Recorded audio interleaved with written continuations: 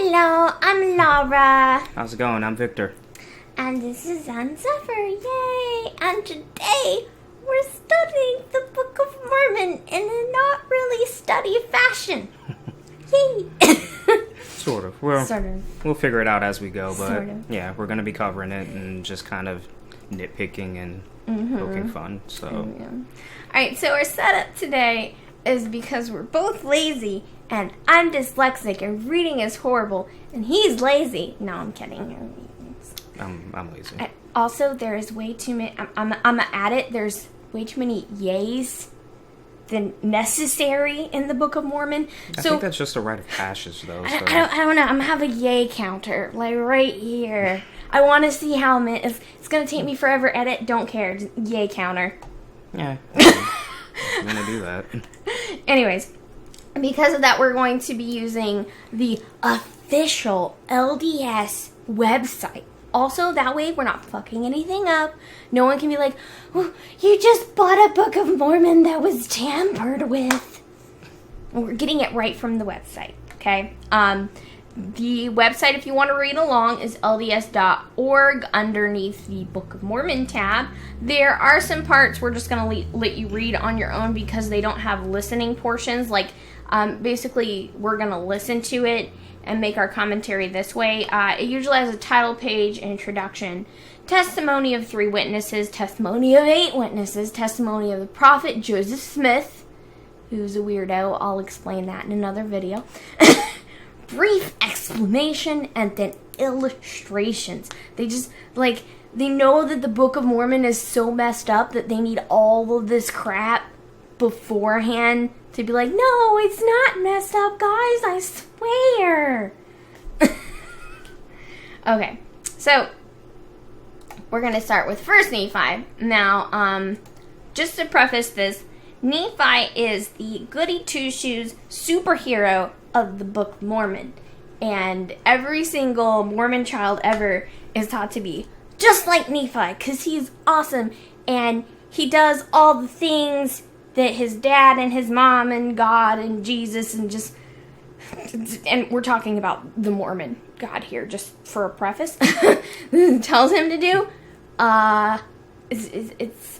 It's weird. We'll get into it later. He's essentially like the role model Mormon. He's the role model. Yeah, he's the role model for children, anyways. Like, it changes as you get older, but when you're a child, you're taught that Nephi is like superhero who's also got all the best morals, and he's awesome, and God loves him. So just to preface that, this is like kind of what they start all the little children off with. So we're gonna do Nephi, the first book of Nephi, chapter 1, and it's going to go through the whole first chapter for the reading, and we'll of course pause or talk over it when we have comments to make. So yeah, and we might have less comments than usual because we have already listened to this about a bajillion times. Alright, so we're going to go ahead and start here.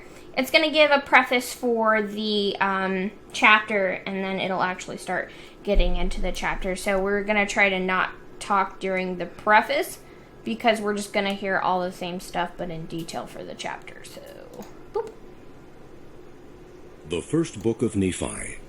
His reign and ministry. An account of Lehi and his wife Sariah, and his 4 sons, being called, beginning at the eldest, Laman, Lemuel, Sam, and Nephi.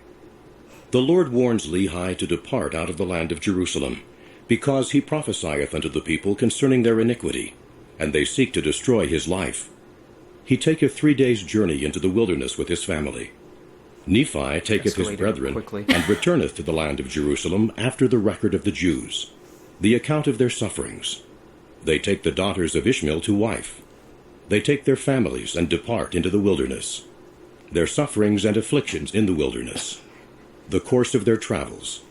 They come to the large waters. Nephi's brethren rebel against him. He confoundeth them, and buildeth a ship. They call the name of the place Bountiful. They cross the large waters into the promised land, and so forth.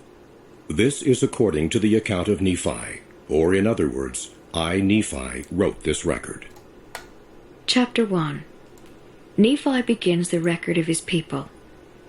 Lehi sees in vision a pillar of fire and reads from a book of prophecy. He praises God, foretells the coming of the Messiah, and prophesies the destruction of Jerusalem.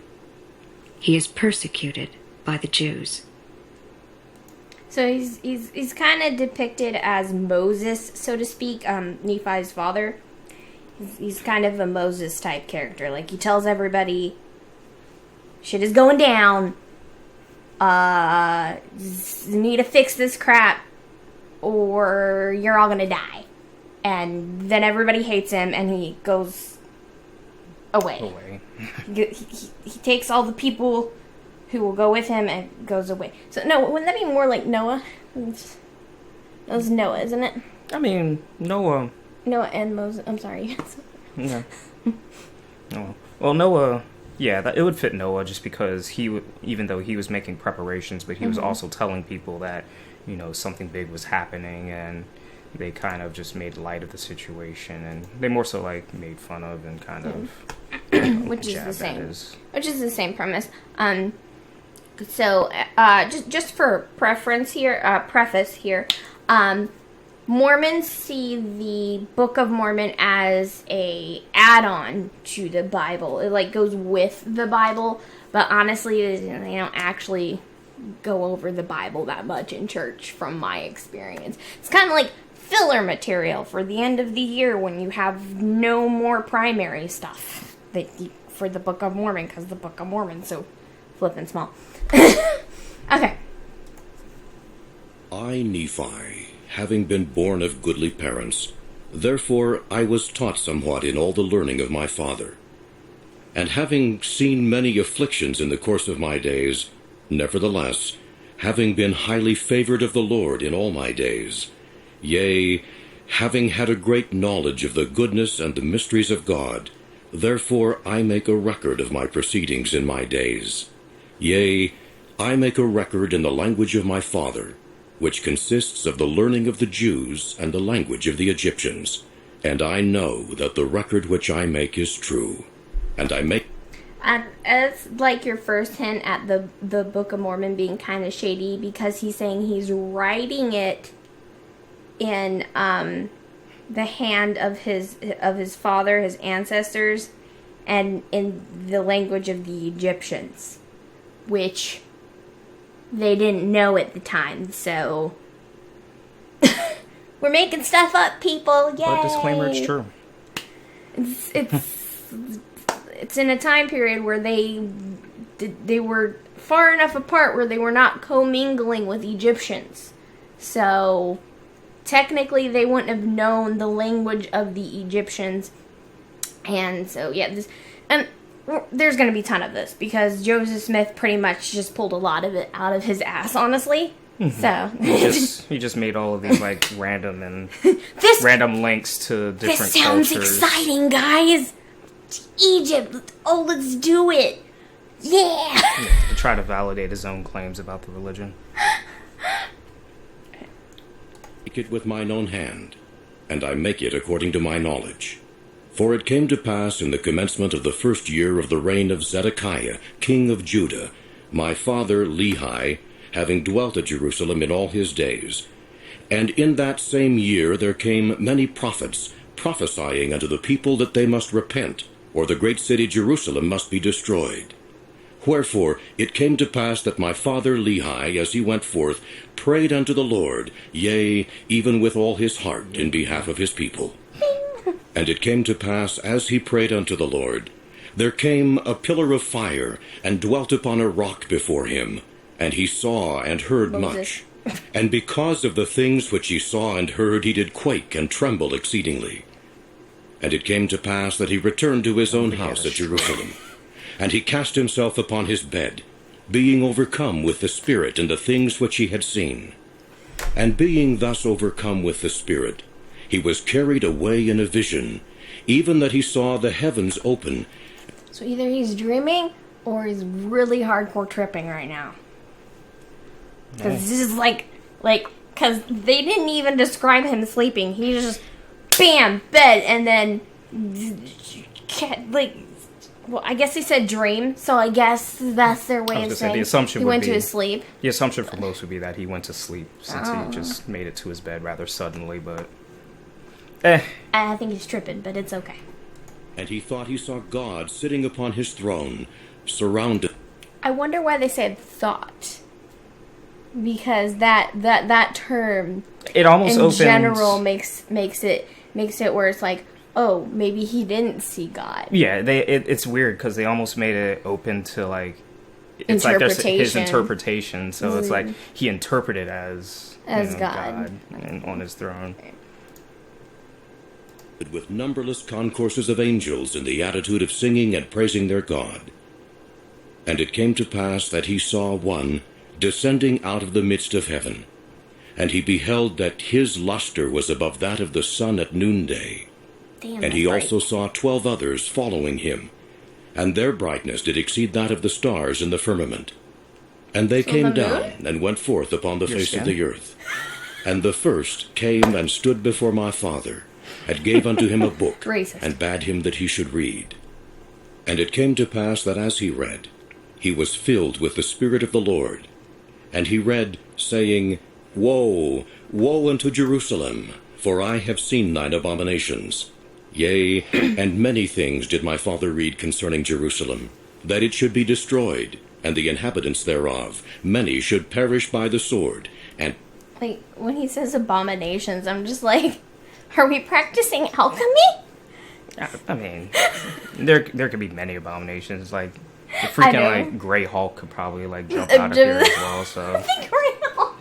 Why is it the Grey Hulk? What? Like is the Green Hulk not? Well, the Grey one's name, the Grey one was also known as Abomination. So. Yeah. I mean, technically, abomination is a thing in the Bible too, but it just makes me giggle. Like, I've seen your abominations, you gay person. I'm sorry. Yeah. Mormons don't like gays either, so. Okay. Well, they don't like them getting married. I'm sorry, let me correct myself. You can be gay in church, but if you get married, fuck you. Essentially. Not us. We're okay with everybody, but they tell you to fuck yourself. Many should be carried away captive into Babylon. And it came to pass that when my father had read and seen many great and marvelous things, he did exclaim many things unto the Lord, such as, Great and marvelous are thy works, O Lord God Almighty. Thy throne is high in the heavens, and thy power and goodness and mercy are over all the inhabitants of the earth. And because thou art merciful, thou wilt not suffer those who come unto thee, that they shall perish. And after this... The God in the Book of Mormon is more of like the New Testament God. He's supposed to be really, really nice, essentially. You won't often see him be doing anything super nasty. And I like to call him the pussy god because when it comes to Laman and Lemuel, who are Nephi's brother... There's going to be a ton of people who are just going to get the wrong image of what you were talking about now. He's a huge pussy because every time they do some bad shit, he's just like, here's an angel to tell you not to do that. Or he'll like do something that looks threatening but not ever like harm them from what I remember. And like the closest it gets to is when they're on the ship, which I'm not going to spoil that for you. But see, now basically he's just like, well, now they have something to look forward to. They're like, what? Something happens on a ship? Yeah. So now that you elaborated, you probably disappointed both lesbians and cat lovers on what the pussy god was. I'm not going to randomly say pussy god and not explain what the fuck I mean. I'm sorry, lesbians and cat lovers. We are not talking about vaginas today.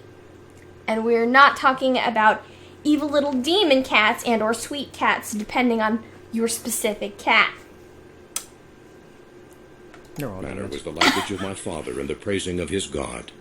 For his soul did rejoice, and his whole heart was filled, because of the things which he had seen, yea, which the Lord had shown unto him. And now I, Nephi, do not make a full account of the things which my father hath written, For he hath written many things which he saw in visions and in dreams.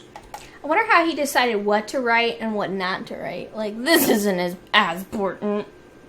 I mean, that always happens, though. Yeah, I mean, I feel like he's, like, saying, like, oh, I could have written a whole Bible, but I didn't. You're welcome. I guess, because I probably just realistically knew people would be bored, and you're just like, this version is already pretty boring, so, maybe I should abridge it. Yeah, let me abridge it a little bit and save people the trouble. He does say it's an abridged accounting. So. Yeah. And he also hath written many things which he prophesied and spake unto his children, of which I shall not make a full account. But I shall make an account of my proceedings in my days. Behold, I make an abridgment of the record of my father upon plates which I have made with mine own hands. Wherefore, after I have abridged the record of my father, then will I make an account of mine own life. Therefore I would that ye should know, that after the Lord had shown so many marvelous things unto my father Lehi, yea, concerning the destruction of Jerusalem, behold, he went forth among the people, and began to prophesy and to declare unto them concerning the things which he had both seen and heard. Prophecy for you. And it came to pass that the Jews did mock him because of the things which he testified of them. For he truly testified of their wickedness and their abominations. And he testified that the things which he saw and heard, and also the things which he read in the book, manifested plainly of the coming of a Messiah, and also the redemption of the world. So I'm guessing this is how they preface where the Book of Mormon falls into the Bible, or as in a second part of the Bible, because this is like him prophesying of the Messiah coming. So this is Jesus. So that kind of gives you a sort of kind of timeline, but I say sort of kind of because they just jump around like this through the whole Book of Mormon. Joseph Smith is just like, now I want to be in this timeline, but with the same character. Yay! They were like, oh, that Bible time? We were there too. Yeah. Moses parted the sea. No, they actually didn't do that, but Moses parted the seas. Nephi was there. No, he wasn't. I made that part up. But it's an example. And when the Jews heard these things, they were angry with him. Yea, even as with the prophets of old, whom they had cast out, and stoned, and slain. And they also sought his life, that they might take it away.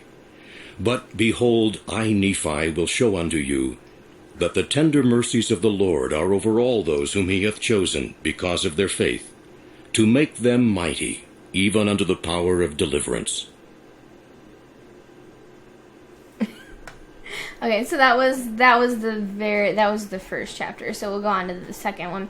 But yeah, basically, his dad went and said, "Hey, I had a dream, or I tripped on some acid or something. I did something, and I saw God, and he showed me this book. I don't understand why God showed him a book. Wouldn't he just tell him everything, or was it just I don't have time for you? Here's a book. Read that while I go do other stuff. I'm a busy God." I mean, okay? I was gonna say he could predict that just people are forgetful, so he was like, "Here, book, book." Yeah.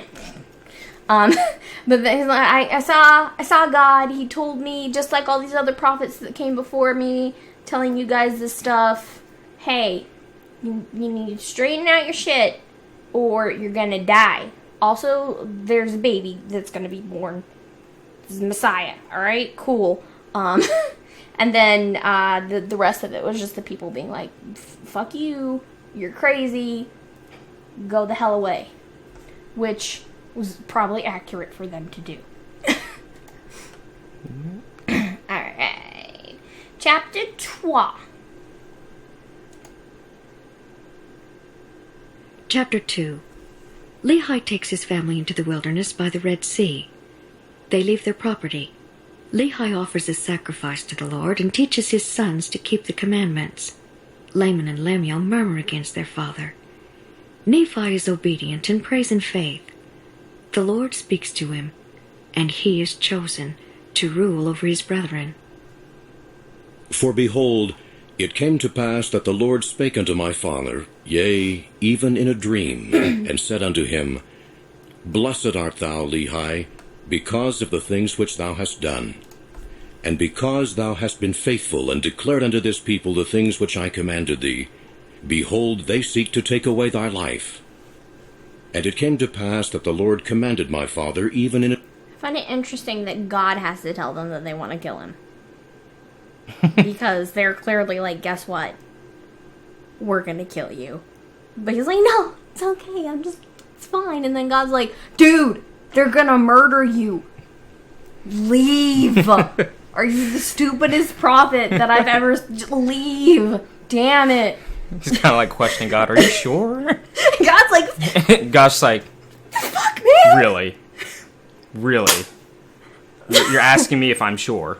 I was like, I'd rather go back and deal with Moses and the Jews. God damn. So stupid. A dream, that he should take his family and depart into the wilderness.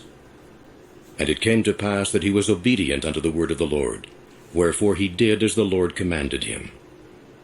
And it came to pass that he departed into the wilderness, and he left his house, and the land of his inheritance, and his gold, and his silver, and his precious things, and took nothing with him save it were his family, and provisions, and tents, and I always wonder why they leave, like, just everything, especially if they're going to go somewhere else that either has people or maybe even doesn't have people, because if you do wind up going somewhere with people, it's like, look, we have things we can trade for more provisions. Well, it's probably just a mobility thing, and like, yeah, I mean, they wouldn't have to bring everything, but just like maybe a small trunk with a couple of gold items.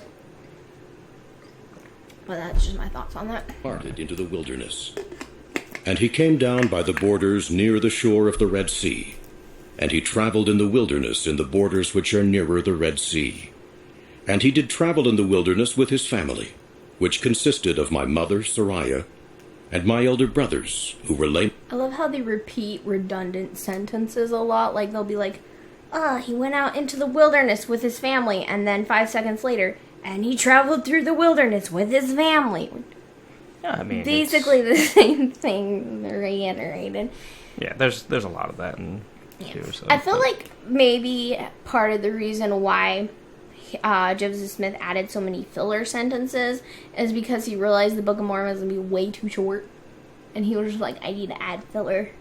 I need to just repeat some things. Or he just didn't have a really good grasp on carrying a narrative. Because a lot of people have, like, just structurally looked at the Book of Mormon and been like, this is a shit show. Like, not even just the contents, but how it was written in general. They're like, this is fucking terrible. Yeah. This is garbage. This is not a good narrative. Lemuel, and Sam. And it came to pass that when he had travelled 3 days in the wilderness, he pitched his tent in a valley by the side of a river of water. And it came to pass that he built an altar of stones, and made an offering unto the Lord, and gave thanks unto the Lord our God. And it came to pass that he called the name of the river Laman, and it emptied into the Red Sea, and the valley was in the borders near the mouth thereof. And when my father saw that the waters of the river emptied into the fountain of the Red Sea, he spake unto Laman, saying, O that thou mightest be like unto this river, continually running into the fountain of all righteousness. And he also spake unto Lemuel, O that thou mightest be like unto this valley, firm and steadfast and immovable in keeping the commandments of the Lord. Now this he spake because of the stiff-neckedness of Laman and Lemuel. For behold... I'm sorry, every time somebody says stiff-neckedness, I'm just like, stiff-nakedness? What? Erections? Yes, stiff nakedness. I know it's stiff-neckedness, and it means like they're being stubborn. But every time I hear it, I'm just like, why are we talking about naked people all of a sudden? And their erection. You're weird. We can talk about your erection. Please don't. We'll talk about that later. When the camera's not on. Is that here? Uh-huh. Behold, they did murmur in many things against their father, the because he was a visionary man, We're listening. and had led them out of the land of Jerusalem, to leave the land of their inheritance, and their gold, and their silver, and their precious things, to perish in the wilderness. And this, they said, he had done because of the foolish imaginations of his heart. And thus Laman and Lemuel, being the... So basically, Laman and Lemuel are the oldest, and they're probably the smartest, honestly, because they're like, whoa, wait, we're just gonna randomly leave because you had a dream about God, and he said to leave. He didn't tell you where to go, or why to go there, just, hey, leave your nice, comfortable home that you've always been in. No reason, you're gonna die, but other than that, just take your whole family. That's always Everybody. That's always how they do it with, religious documents. They always have, the skeptics, and they make them off to seem, so stupid because they're not just believing in the faith or anything else. They can't have, an actual debate, okay, guys, these are the reasons why I think it's better to leave, instead of just being like, dude, they were gonna kill me, and I kind of want to take all you with me in case they want to kill you too, because you're my relatives. No, he's just like, God said we need to go. Why is the camera not wanting to focus? Okay, I'm moving too much. Yeah, you're animating your hands too much. I can't talk with my hands, okay? eldest did murmur against their father. And they did murmur because they knew not the dealings of that God who had created them. Neither did they believe that Jerusalem, that great city, could be destroyed, according to the words of the prophets. And they were like unto the Jews who were at Jerusalem, who sought to take away the life of my father. And it came to pass that my father did speak unto them in the valley of Lemuel, with power, being filled with the Spirit, until their frames did shake before him. And he did confound them, that they durst not utter against him, wherefore they did as he commanded them. And my father dwelt in a tent.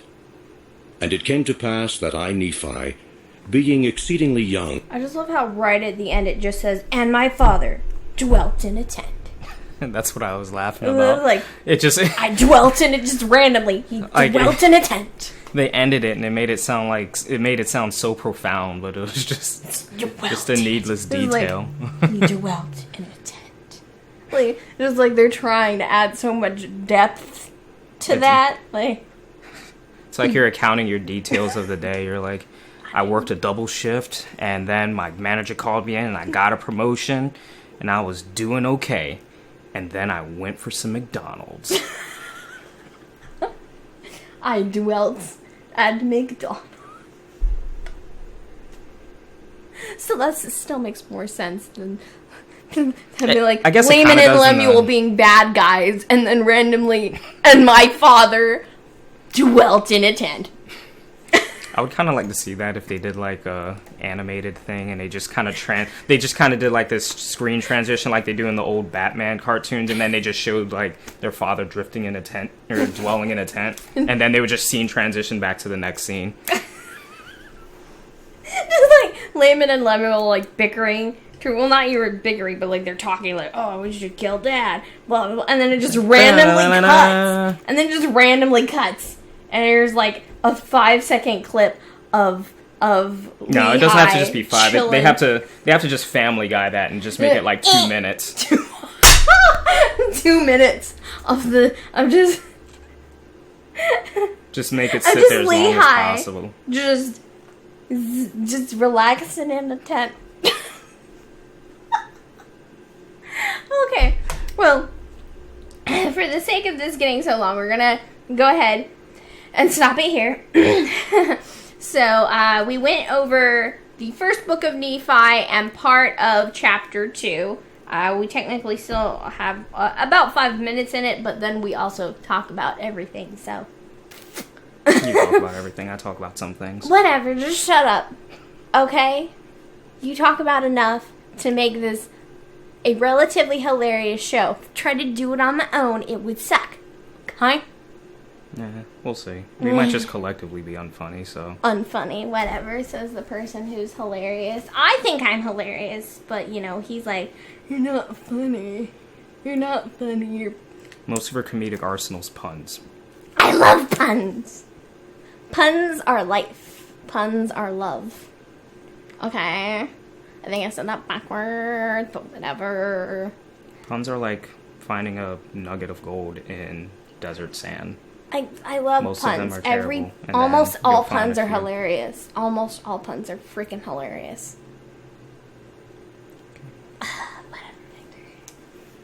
Whatever. If I get a divorce from you, it's because you don't like puns. Ooh. Oh, scare. Anyways, all right. So we're just gonna end it today. I'm still working on an outro type thing. So basically, we're gonna work on getting a Patreon up so you guys can support our lovely faces. Yeah. If you like the Lovely channel, faces. you know, Yeah. throw money at us. You don't have to.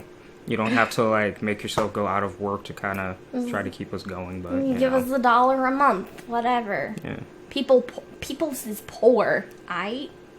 Poor. Don't look at me like that. Anyway. He's looking at me like that, isn't he? Anyway. So, yeah, I'll get a Patreon up. Facebook. And Twitter. Even though I'm not on Twitter that much. Stop it! Fucking God. This one.